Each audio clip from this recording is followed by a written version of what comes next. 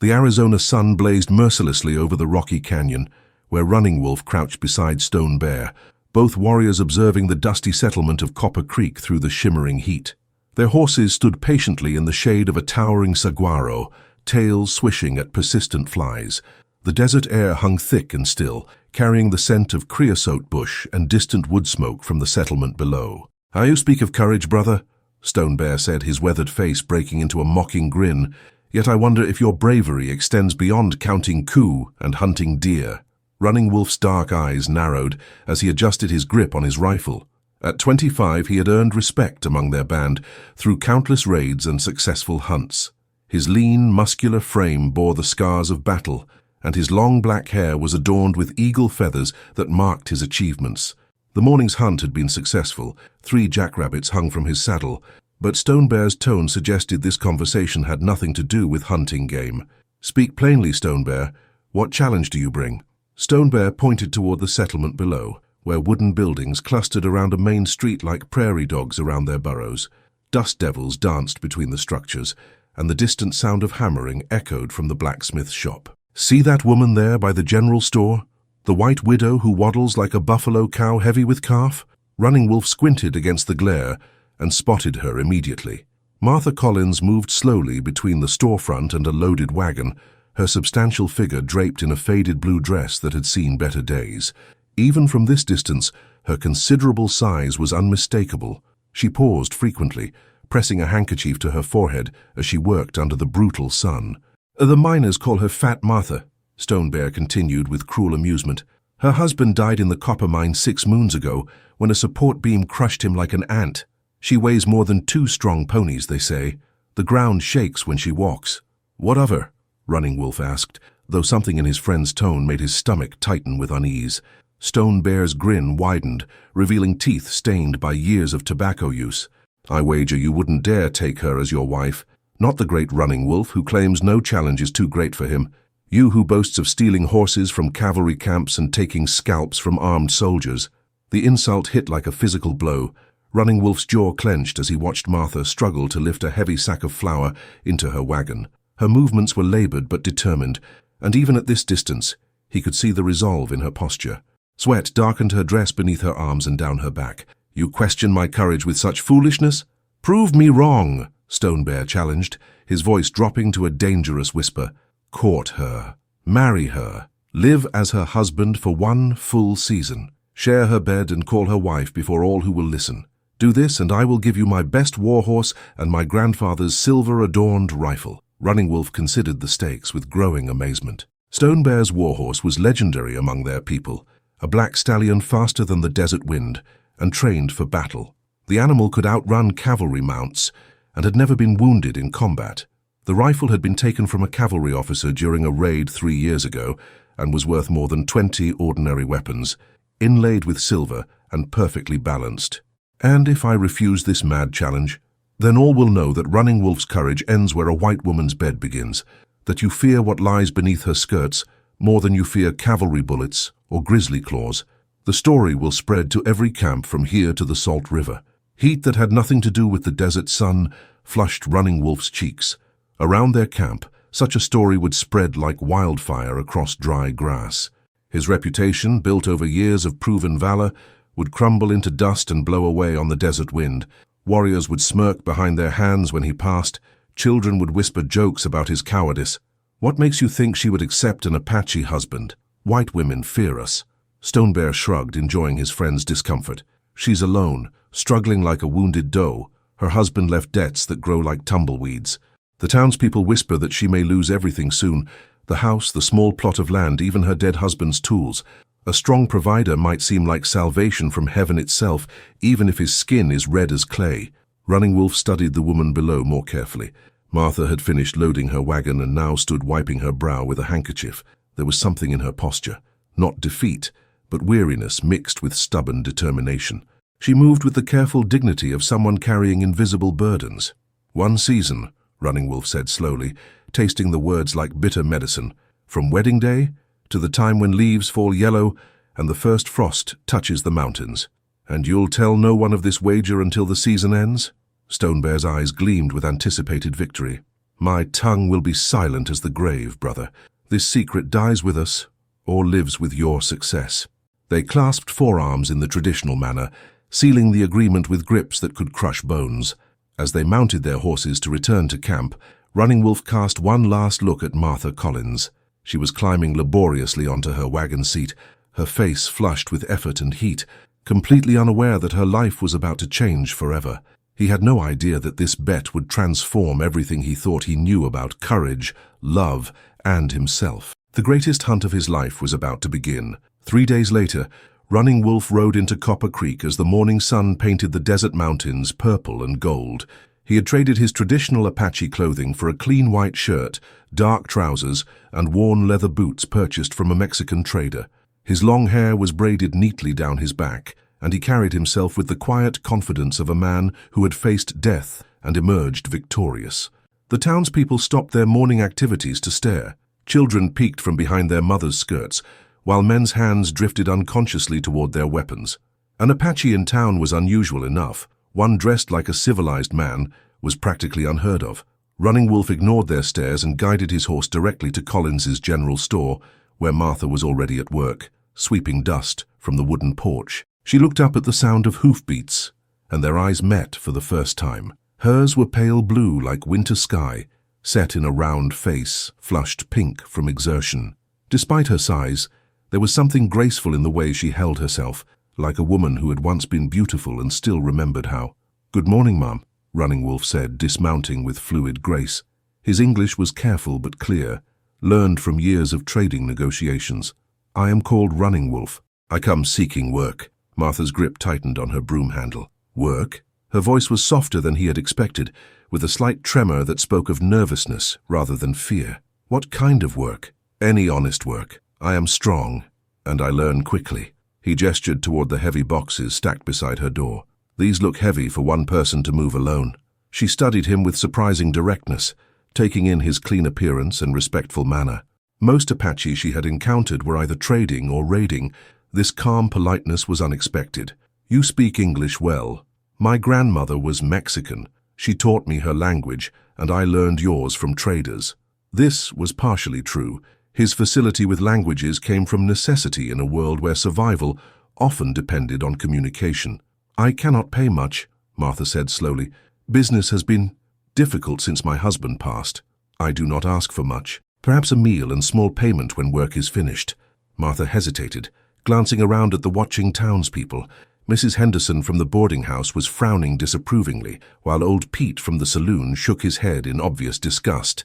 But the boxes of supplies really were too heavy for her to manage alone, and her back ached constantly from lifting and carrying. "Very well," she decided, "but you work outside only. I will not have gossip about an Indian man inside my store." "I understand, ma'am." For the next 4 hours, Running Wolf worked steadily under the blazing sun. He moved the heavy supply boxes, repaired a loose board on the porch steps, and fixed a broken wheel on Martha's delivery cart. His shirt grew dark with sweat, and Martha found herself stealing glances at the play of muscles beneath the damp fabric. At midday, she brought him water and cold biscuits left over from breakfast. "You work well," she admitted, settling carefully onto a wooden crate that creaked under her weight. "Most men would have complained about the heat by now. The desert is my home. This heat is like an old friend." Running Wolf accepted the water gratefully, drinking deeply before continuing. "Your husband, he was a good man." Pain flickered across Martha's features. "Yes, Thomas was. He was kind to me when others were not. We married quickly after I came west." She paused, then added quietly, "He never made me feel ashamed of my size." "Shame?" Running Wolf looked genuinely puzzled. "Why should you feel shame?" Martha's cheeks reddened. "Surely you can see, I am not what most men would call beautiful." "Beauty has many faces," Running Wolf said simply. "Among my people, a woman who is well fed shows her husband is a good provider. Soft curves speak of comfort and plenty." The compliment, delivered without flattery or mockery, made Martha's breath catch. She had grown accustomed to pitying looks and cruel whispers, but this Apache man spoke as if her size was simply another fact, neither shameful nor remarkable. "Why are you really here?" she asked suddenly. "Apache don't usually seek work in white settlements." Running Wolf met her gaze steadily. "I seek a new path. The old ways are ending. Soon there will be no more free hunting grounds, No more raids. A wise man learns to bend like the willow or break like the oak. This answer satisfied Martha more than elaborate lies would have.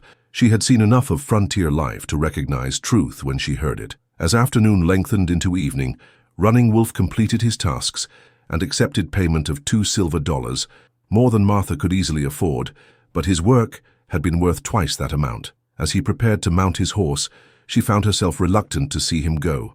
"Will you return tomorrow?" she asked, trying to keep her voice casual. "There is more work if you want it." "I will come," Running Wolf promised, and he did. Every day for 2 weeks, he appeared at dawn and worked until dusk. Gradually, the townspeople grew accustomed to seeing him there. More importantly, Martha began to look forward to their conversations during breaks, when she would bring him water, and they would talk about everything from the weather to their very different childhoods. On the 15th day, as storm clouds gathered over the mountains, Running Wolf made his move. "Martha," he said carefully, using her name for the first time, "I would like to ask you something." She looked up from the account book she was reviewing, her heart suddenly beating faster. "Yes? Would you allow me to court you properly? To seek your hand in marriage?" The question hung in the desert air like thunder waiting to break. Martha's face went white, then red, then white again. "Marriage? But you barely know me, and I'm—" She gestured helplessly at herself. "I know you are kind and strong and beautiful in ways that matter," Running Wolf said firmly. "I know you work hard and treat all people with respect. I know you make the best biscuits I have ever tasted." This last comment brought a tiny smile to her lips. "Will you consider my proposal?" Martha stared at him for a long moment, her mind racing. The practical part of her whispered that this could solve all her financial problems. The lonely part of her, starved for affection since Thomas's death, yearned for companionship. But the wounded part of her wondered what an Apache warrior could possibly want with a fat white widow. "Yes," she whispered, surprising herself. "Yes, I will consider it." Thunder rumbled overhead as the first fat raindrops began to fall, and Martha Collins had no idea that she had just agreed to become the object of a cruel bet that would soon transform into something neither man had expected: real love. 2 weeks later, Martha Collins became Martha Running Wolf in a simple ceremony performed by the circuit judge in Copper Creek's small courthouse. She wore her only good dress, deep green cotton that had belonged to her mother, while Running Wolf stood beside her in his finest white shirt and dark vest. The few witnesses included the store clerk, 2 curious miners, and Mrs. Henderson, who attended primarily to spread gossip rather than offer congratulations. "By the authority vested in me by the territory of Arizona, I now pronounce you man and wife," Judge Morrison declared, clearly eager to finish the unusual ceremony. "You may kiss your bride." Running Wolf turned to Martha, seeing nervous anticipation in her pale blue eyes. He cupped her soft cheek gently and pressed his lips to hers in a brief, respectful kiss that sent unexpected warmth through both of them. When they parted, Martha's cheeks were flushed pink, and Running Wolf found himself genuinely moved by the moment. As they walked back to Martha's small house behind the store, she grew increasingly nervous. "I should warn you," she said quietly. I've never been with anyone except Thomas, and he was always very gentle and quick about such things." "There is no shame in gentleness," Running Wolf replied, though his own heart was beating faster as they approached the threshold of her home. The bet seemed suddenly distant and unimportant compared to the very real woman beside him. Martha's house was modest but clean. 2 rooms with whitewashed walls, simple furniture, and cheerful yellow curtains she had sewn herself. She had prepared a wedding supper of roasted chicken, fresh bread, and wild honey, but both found themselves too nervous to eat much. As darkness fell and they could no longer avoid the inevitable, Martha excused herself to the bedroom to change into her nightgown. Running Wolf waited in the main room, staring out the window at the desert stars and wondering what he had gotten himself into. This was supposed to be a simple conquest to win a bet, but Martha's kindness and unexpected dignity had complicated everything. When she emerged, Running Wolf's breath caught in his throat. Martha's nightgown was plain white cotton, but it revealed the true shape of her body for the first time. Yes, she was large. Her breasts were full and heavy, her hips wide, her belly soft and rounded, but there was something magnificent about her abundant curves, like a fertility goddess carved from warm marble. "I know I'm not what you expected," Martha whispered, her arms crossed protectively over her chest. "You are exactly what I hoped for," Running Wolf said honestly, surprising himself with the truth of it. He approached her slowly, as if she might bolt like a frightened deer. "May I touch you?" Martha nodded, unable to speak. When his hands settled on her shoulders, she trembled, not from fear, but from the electric sensation of being touched with reverence rather than duty. Thomas had been kind but passionless. Running Wolf's touch carried heat and intensity that made her feel alive in ways she had forgotten were possible. "You are beautiful," he murmured, his lips brushing her ear, like the earth itself, soft and welcoming and full of hidden treasures. His words broke something loose inside Martha's chest. She had spent years believing herself undesirable, accepting crumbs of affection and grateful for even basic kindness. But this Apache warrior spoke to her as if she were precious, and his hands explored her body with genuine appreciation. When they finally came together on her simple bed, Martha discovered passion she never knew existed. Running Wolf was patient and skilled, taking time to learn what pleased her, building her desire slowly until she cried out with sensations that left her gasping and amazed.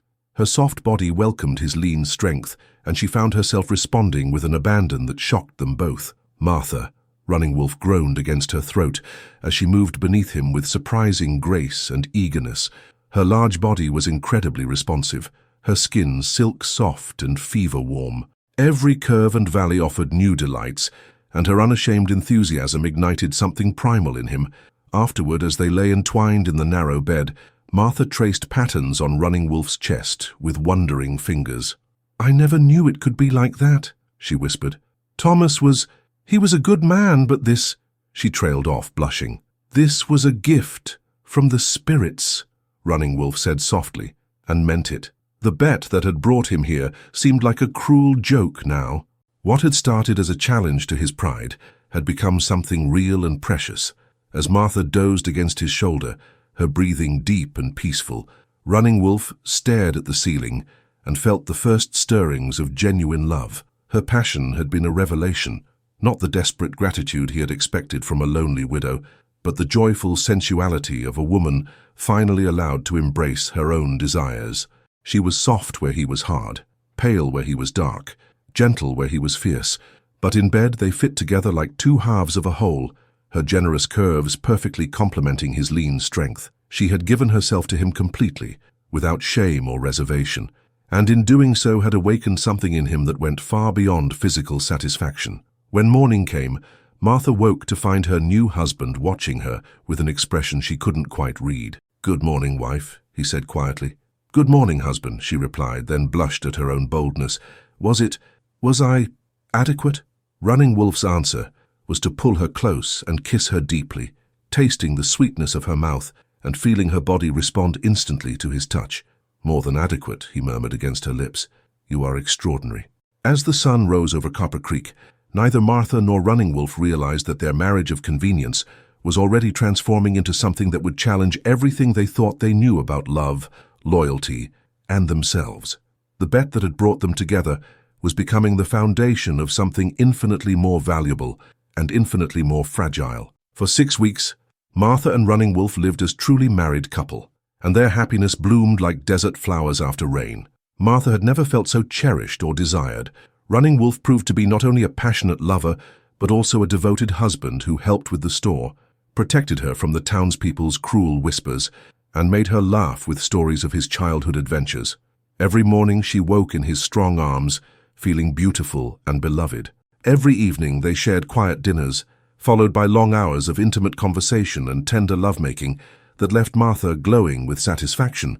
The lonely widow who had married out of desperation was transforming into a confident woman who walked with her head high, secure in her husband's love.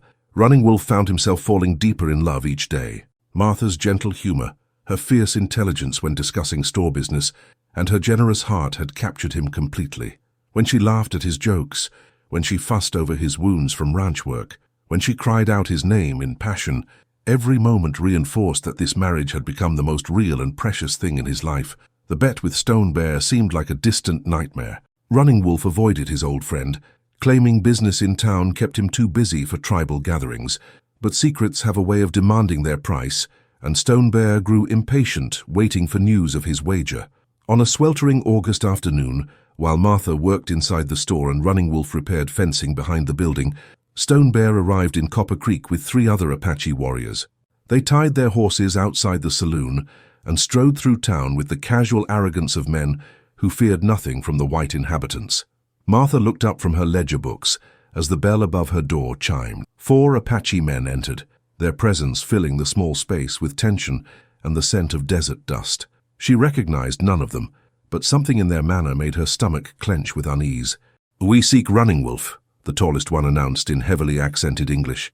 He was older than her husband, with scars marking his weathered face and silver ornaments in his black hair. "He is working behind the store," Martha replied carefully. "May I ask who wishes to see him?"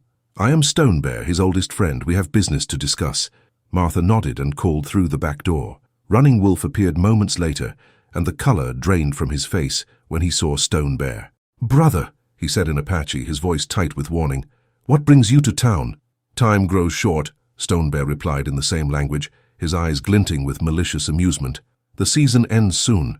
I came to see how your arrangement progresses." "Speak English," Running Wolf said sharply, glancing at Martha. "We are in my wife's store."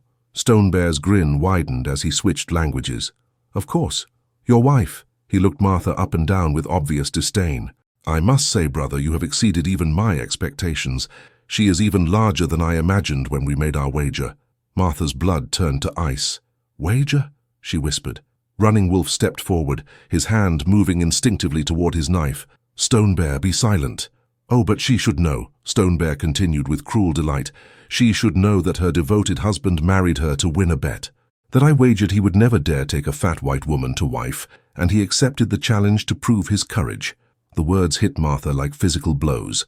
She gripped the edge of her counter as the room seemed to spin around her. "Is this true?" she asked Running Wolf, her voice barely audible. Running Wolf's face was a mask of anguish. "Martha, let me explain. Is it true?" she demanded, louder now, pain making her voice crack. "It began as a wager," Running Wolf admitted, the words torn from his throat. "But it became real. What we have is real. I love you." "You love me?" Martha laughed bitterly, tears streaming down her cheeks. "You married me because your friend dared you to bed the fat white widow. Everything, our wedding, our nights together, it was all a lie." "No!" Running Wolf reached for her, but she jerked away from his touch. "It was never a lie, not after that first night." "Martha, please, get out," Martha whispered, then screamed, "Get out! All of you, get out of my store!" Stonebear and his companions left with satisfied chuckles, their mission accomplished. Running Wolf lingered, desperate to make Martha understand, but her face had closed against him like a slammed door. "Martha, I know I have wronged you, but what we found together was built on a lie," she finished coldly. "You needed to prove you could stomach bedding the ugliest woman in town. Congratulations, Running Wolf, you won your bet." "I will not leave," Running Wolf said firmly. "You are my wife. This is my home now." "Your home?" Martha's laugh was harsh and broken. "This was never your home. I was just the prize you had to claim. Well, you've claimed me thoroughly, haven't you? Every humiliating night, every moment I thought you cared. It was all just you earning your victory." She turned away from him, her shoulders shaking with suppressed sobs. "Pack your things and go back to your people. Tell them how Running Wolf conquered the fat white woman so completely she believed he loved her." "Martha, go!" she screamed, whirling to face him with tears and fury blazing in her eyes. "Before I get the sheriff and tell him you forced yourself on me." The threat cut through Running Wolf like a blade. He stood there for a long moment, memorizing every detail of her face. The pain he had caused, the love he had destroyed, the trust he had shattered beyond repair. Then, without another word, he gathered his few possessions and walked out of the store, out of her life, carrying the weight of his betrayal like a stone in his chest. Martha collapsed into her chair and wept until she had no tears left, mourning not just for her broken heart, but for the death of the beautiful illusion that had made her feel worthy of love. For 3 weeks after Martha banished him, Running Wolf camped in the desert hills overlooking Copper Creek, watching her store from a distance like a wolf guarding territory he could no longer claim. He saw her struggling alone again, moving slowly through her daily tasks, her shoulders bent with exhaustion and heartbreak. The sight tortured him more than any physical wound ever had. He had returned Stonebear's war horse and rifle without a word, causing his friend to laugh with cruel satisfaction. So the mighty Running Wolf was defeated by a fat white woman's tears, Stonebear had taunted. But Running Wolf felt no shame in his defeat, only devastating regret for the pain he had caused the woman he truly loved. During those lonely nights under the stars, Running Wolf planned desperately. Simple apologies would not heal the wound he had inflicted. Martha's trust had been shattered, her dignity trampled, her love turned into a source of humiliation. He needed to prove that his feelings were real, that she was worth more to him than any bet or tribal respect. The solution came to him as autumn painted the desert mountains gold and red. If words could not convince Martha of his sincerity, perhaps actions could. But first, he needed help from an unexpected source. On a crisp October morning, Running Wolf walked into Copper Creek dressed in his finest clothes, carrying a leather satchel. He ignored the hostile stares of townspeople and headed straight for the parsonage beside the small white church. Reverend Mackenzie answered his knock with obvious surprise. "I need your help," Running Wolf said without preamble. "I have wronged my wife, and I must make amends in a way she will understand." For 2 hours they talked in the Reverend's study. When Running Wolf left, Reverend Mackenzie was shaking his head in amazement at the Apache warrior's plan. That afternoon, as Martha swept her porch in the golden autumn light, she saw Running Wolf approaching on foot. Her heart lurched painfully, and she gripped her broom like a weapon. "I told you to stay away," she called out, proud that her voice remained steady. "I come only to give you something that belongs to you," Running Wolf replied, stopping at the edge of her property. He set the leather satchel on the ground and stepped back. "Open it when you are ready. I want nothing from you. It is not from me. It is yours by right." His dark eyes held such pain and sincerity that Martha felt her resolve waver. "Please, Martha, open the satchel." Despite herself, curiosity overcame anger. Martha approached warily and opened the leather bag. Inside were legal documents, all bearing official seals and signatures. Her hands shook as she read the first one, a deed transferring ownership of Stone Bear's prized warhorse to Martha Collins Running Wolf. The second document transferred ownership of the silver-adorned rifle. The third was most shocking of all, a formal declaration witnessed by Reverend Mackenzie and Judge Morrison that Running Wolf renounced all claims to these items, giving them freely to his wife as compensation for his deception. "I don't understand," Martha whispered. "These were my prizes for winning the bet," Running Wolf explained quietly. "The horse is worth more than your store and land combined. The rifle could buy you a new life anywhere you choose. They are yours now, whether you forgive me or not." Martha stared at him in confusion. "But why? If you leave me, you lose everything." "I have already lost everything that matters." Running Wolf's voice broke slightly. "Your trust, your love, your respect. These things are just objects. They cannot warm my bed or make me laugh or hold me when nightmares come." Tears began flowing down Martha's cheeks as the full meaning of his gesture sank in. He was giving her his most prized possessions, worth far more than any debt or wager, with no guarantee of forgiveness. "There is one more document," Running Wolf continued, "a proposal written in the white man's law. If you wish, you can divorce me and keep everything. You will be free and wealthy enough to start over anywhere. Or," he paused, swallowing hard, "you can allow me to court you again, properly this time. No bets, no deception. Just a man who loves a woman beyond reason, hoping to prove he is worthy of her." Martha's hands trembled as she found the final document, divorce papers already signed by Running Wolf, requiring only her signature to be complete. Beside them was a handwritten letter in Running Wolf's careful script, formally requesting permission to court her with honorable intentions. "I do not ask for your forgiveness," Running Wolf said softly. "I know the pain I caused cannot be undone, but I ask for the chance to spend the rest of my life proving that my love for you is real, that you are not a bet to be won, but a precious gift I was fool enough to risk and wise enough to fight for." Martha looked up at him through her tears. "How do I know this isn't another trick? Another way to prove your courage to your friends? Because I have already lost their respect by returning the prizes. Because I am willing to become nothing in their eyes, to become everything in yours. Because," he took a shaky breath, "because the thought of living without you is more terrifying than any enemy I have ever faced." The sincerity in his voice, the legal documents proving his sacrifice, the way he stood before her completely vulnerable, it all crashed through Martha's defenses like a dam breaking. She had spent weeks telling herself that their love was a lie, but looking at him now, she saw only truth. "You hurt me so deeply," she whispered. "I know. I will spend every day making amends if you let me." Martha wiped her eyes and studied the man who had been her husband, then her betrayer, and now stood before her as a humble suitor. "If I give you another chance, there will be conditions." Hope flickered in Running Wolf's eyes. "Name them. No more lies, no more secrets. If you stay, it's because you choose me, not because of any bet or challenge." Agreed. And you must court me properly. We start over from the beginning. I would be honored. Martha looked down at the divorce papers in her hands, then slowly tore them in half. Then ask me properly, Running Wolf. Ask me if you may court me. Running Wolf dropped to one knee right there in the dusty street, his voice carrying clearly in the desert air.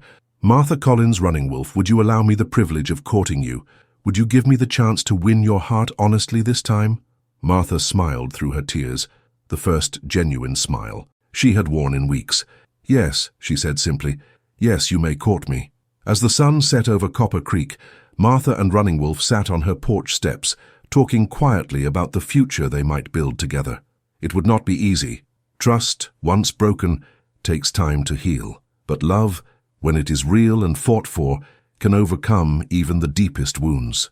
Their story had begun with a cruel bet, but it would end with a choice freely made by two people who had learned that true courage lies not in accepting foolish challenges, but in fighting for the love worth keeping.